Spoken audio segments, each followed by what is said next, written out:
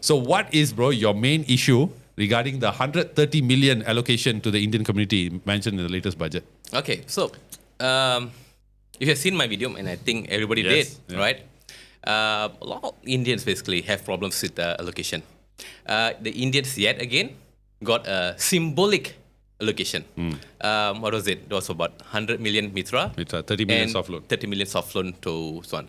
It's quite insulting, to be honest with you, yeah? It's a PR exercise more than an actual help to the community. What does this mean? Is the government really serious about helping the Indians, as they say? They champion Indians when they were in opposition, but 3 years in, doing budgets, we don't see any change in how they are helping the Indians. So I'm calling them out on that. That's all. But interesting that you say that, because you have locked heads with Datuk Sri Ramanan, who is someone whom I know, and someone who I think, in my opinion, is someone who has actually been one of the more active deputy ministers in terms of helping the Indian community. So why criticize him when he's the only minister who's actually doing something? So, with Datuk Sri Ramanan, I'll be very honest with you. My criticism with him is nothing personal. In fact, I really have deep respect for him. He is one of the YBs that actually doing something for Indians, right? But while we say that, while we celebrate his progress, we cannot escape from talking about the gaps, right? He's working hard. He's always in the news. He's always busy. But is he working smart? When I say working smart, is he trying to do something to change the Indians? Let's talk about the things that he's currently doing. I think he's coming up with a lot of loans in Spain and all this kind of things. Amanah Ikhtiar, what all these things in. Now, people support him will say, hey, this guy's actually giving up millions. But I'll say this. Number one, for aspiring Indian entrepreneurs, for example, number one, they can't even get it because they don't have the documents for it. Number two, if they actually can get it, is it actually a pedal to save them, or is it a weighing, what do you call? Like a burden. Burden. Like an anchor to hold. Anchor that pulls them down into the sea. It's a loan. If they're given a grant, I agree with you, he's done a great job. But that's not it. Another thing that I didn't agree with is that on Datuk Sri Y.B. Ramanan, he was the ex-head of Mitra. He knows about Mitra's issues, right? The 100 million that they get is not enough for the Indian community. The current Mitra head, Y.B. Prabhakaran, also multiple times asked for 300 million for Mitra because they said the 100 million that's allocated is not enough. Knowing all this, when people are asking for 300, 500, 600, when the government just gave 100 million, he went there quietly and just said, thank you, the government is doing enough. I can take that. That's wrong. People have to be spoken. The leaders have to be spoken about this. But I'll give him props because at least he gave a comment. What happened to two other ministers? We have two more ministers. Number one is YB Gobind Singh. They're supposedly Indian minister for us. Total silent. Number two, what happened to our unity minister? Saraswati, YB Saraswati. She's also super quiet. Is it fair for Indians to get 100 million when everybody else get billions? That's the question I'm asking. Okay, but in the past, I would say 9 to 10 years, we've seen that 100 million has been the standard. I think only 1 year it went up to 145, if I'm not mistaken. But generally, it's been 100 million. So are we the ones who are misleading ourselves in assuming or even hoping that the help will come from the government? Okay, so question we have to ask here. Yes, we have been getting 100 million all this while. But does it mean that we always have to be quiet and just be grateful for the 100 million that we get? No, I don't think so. We cannot be accepting this particular status quo. It is not appropriate. Just because the government refuses to increase the allocation doesn't mean we keep quiet and just stay silent. It's time for us to push back and ask, give us the right and fair amount of allocation. That's all. Simple as that. Okay, but you, in a previous video, you also responded to Datuk Ramanan because he responded to your video, sort of subtly he responded to it. And then you said, look, if you say that the allocations in other, say, MOE or MOH will also benefit the Indians, why don't you go and seriously go to these separate ministries, these separate grant givers and all that, and find allocation that amounts to 500 million. Okay? My question is, why 500 million? You know, the Indians have been suffering for what, 68 years of serious neglect. It's like basically a cancer right now in the society.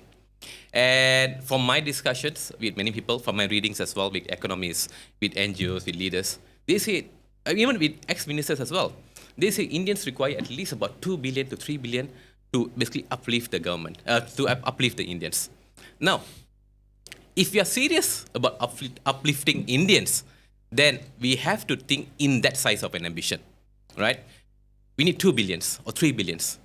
If you're speaking of us getting a meager 100 million, that's going to take at least 25 to 30 years before we see any changes happening for the Indians. Or it might be too late, right?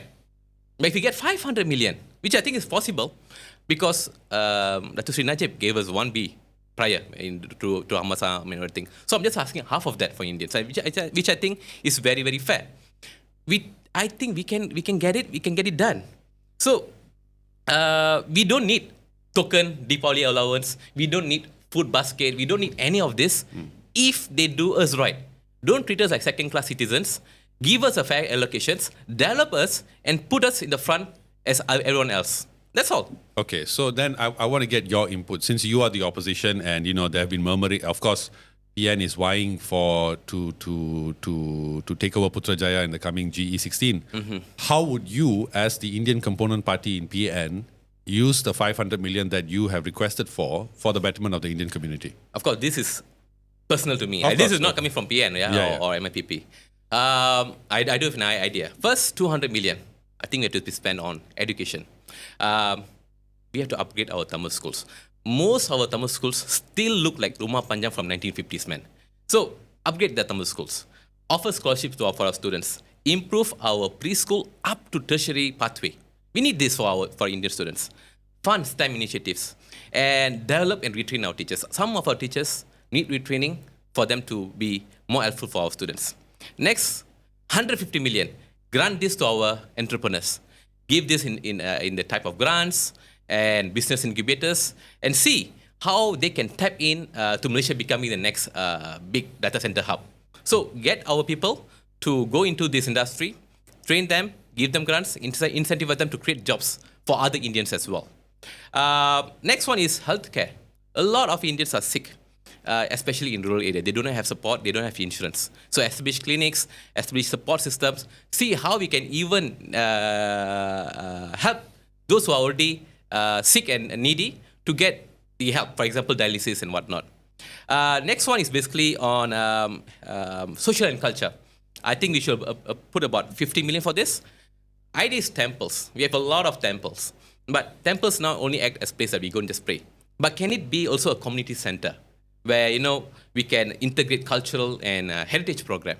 Develop the infra for them to see how we can bring Indians back to our temples, not just to pray, but to also integrate culturally and also learn about our heritage. And the last 25 million or 30 million, use it for monitoring. I think and I know we always have issues when the money goes missing. So get a professional board to monitor this money. Have an oversight board, build processes, optimize the bureaucracy. Like right now, we have a lot of red tapes when Indians are supposed to get money from Mitra. Look, last year's money still not given until this year. So you have to cut down on all this red tape. Make it easier and accessible for the Indians to get this money. And ensure that every ringgit goes back to the community. If we do this right for about 4 or 5 years, I'm telling you, we'll see so many significant changes for the community.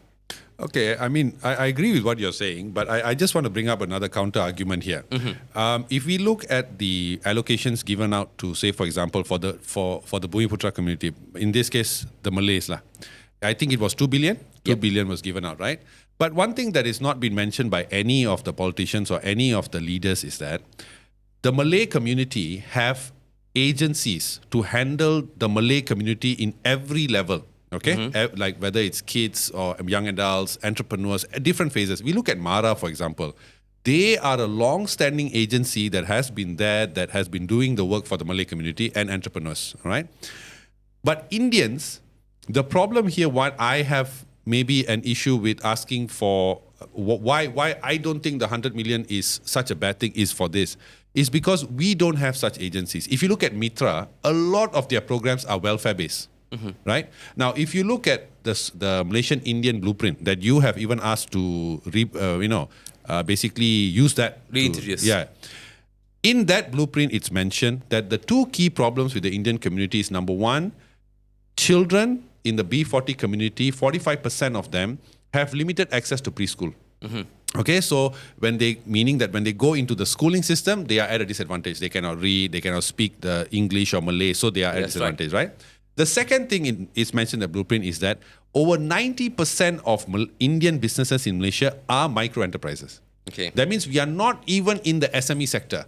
Another thing that mentioned is out of the large businesses in Malaysia, Indians only hold 1.5% of the shares.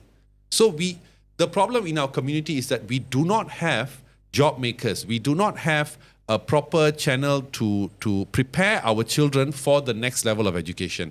So don't you think that instead of pushing for the amount of 100 million, that leaders such as yourself should instead push for proper agencies to be handled? You see, just to add this point, when I was, in my previous job, I used to look out for grants for businesses and all that kind of thing. This is one of the basically financial support. There are many grants out there.